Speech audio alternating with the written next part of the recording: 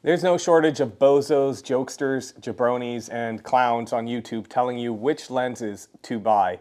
They're doing that based off their own personal experience. I'm going to do something different today. For 2 years, I basically tracked all my data. I looked at how many images I shot in a year and delivered, and what percentage I used each lens I own for. So let's get right into it. We're going to talk about, after the video, why I think the numbers are what they are. To some degree, I was actually pretty surprised. So what I'm going to do is I'm going to take a look at the data from 2024 and then a more abridged version of 2025.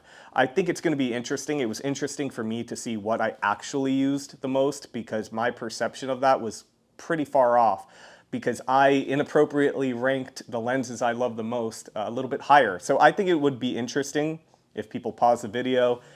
I've listed every lens that I use in the description. I want to know what you guys think my top 5 lenses of use would be. So let's get right into it. So 2024, I delivered 50,056 images. It was a really busy year. The lens I used fifth, here's the thing, like I'm assuming there's a correlation, a direct correlation between how many images I delivered and how much I used the lens, but it won't be an exact correlation. But I think it's going to be close enough, so I might use that interchangeably. But technically, I'm giving you the numbers on what I delivered. So the 5th most used lens that I own is a lens that I use for establishing shots, for really tight crowds, that kind of thing. That would be the RF 10 to 20.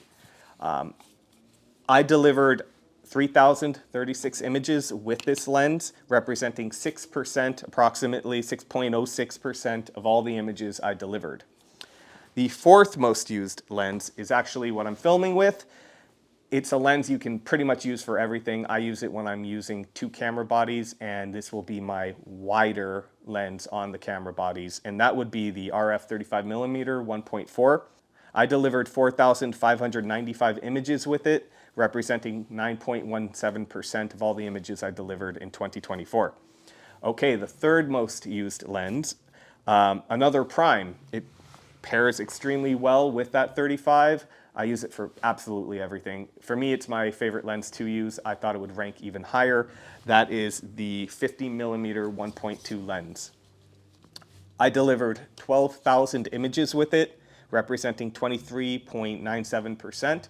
So approximately a fourth of all of the images I delivered were shot with this lens, which I found pretty interesting. I thought it would actually be higher, even though that is a lot.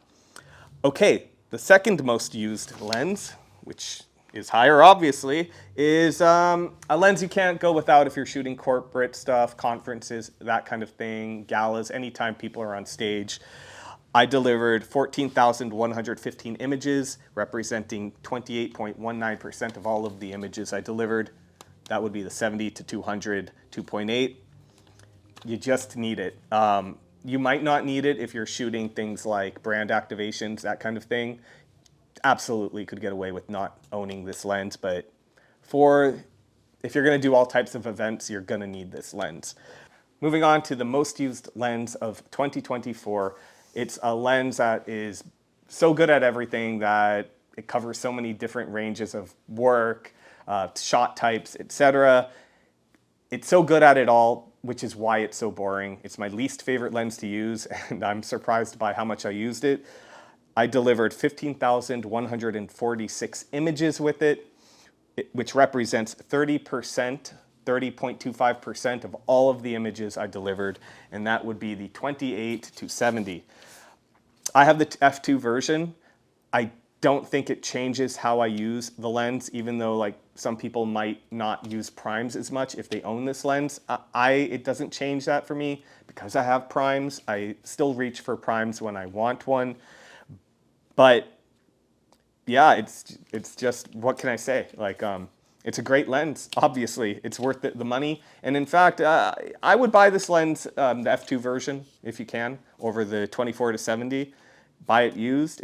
I found it cheaper refurbished on Canon USA than the 24 to 70 was, which made way more sense. The day I get a new lens, it's now the same quality as a refurbished lens. It made sense. Great lens, boring lens, I was surprised it was number one. So I want to take a look at 2025 now because surprisingly the numbers really changed, and I think I know why. One, I did get the 10 to 20 and the 35 a little bit, not that deep into the year, but in the beginning of 2024. So I think that explains why my perception of how much I used it was a little bit higher than the actuality of how much I used it. But other than that, like I still think 2025 surprised me. And that's a lot because of the type of work I did. You know, the type of work is going to dictate the type of lenses I use. If I'm doing a lot of brand activations in a year, I'm probably using prime lenses a bit more. If I'm doing a lot of conferences, I'm going to use like a 28 to 70, 70 to 200 combo and a wide angle a lot more. So let's take a quicker look at that data. So in 2025, I only delivered 23,475 images, less than half the amount of 2025. My fifth most used lens at 7.6% of the time, 10 to 20. My fourth most used, my favorite lens, is the RF 50 millimeter at 20.45%. And here's where it gets interesting. My third most used, 70 to 200 at 21.67%. My second most used, the 28 to 70 at 22.54. And my most used lens would be the RF 35, 24.52%. Thinking back a bit, I actually think 35 millimeter might be my favorite focal length, but I like using the 50 the most. I don't know if that makes sense. It really depends on the context. Like street photography, I love 35. So it makes sense. Maybe it was like my newest purchase. I shot a little bit more with it. But also in 2025, minus one really big conference, I shot a lot fewer conferences. 2024, I shot a whole ton. 2025, I shot a few. I shot one really big one. But I think that would explain the data. So there you have it. How can you use this information? I don't think it's going to be as cut and dry as you think, and I'm asking myself, is the recommendation that I gave previously still valid? And I think absolutely. I still think you should get a 24 to 70, 70 to 200 combo first, then get a wide angle lens, and then after that, maybe you can get a prime lens and that kind of thing. But also, like, there are many ways to shoot. You can shoot with zoom lenses, you can shoot with prime lenses, and you could make both work for the most part. But making it work at a conference with only prime lenses when you have a speaker on stage, like, are you really going to go buy like a 200 millimeter prime lens? Probably not. So really having that 70 to 200 makes sense.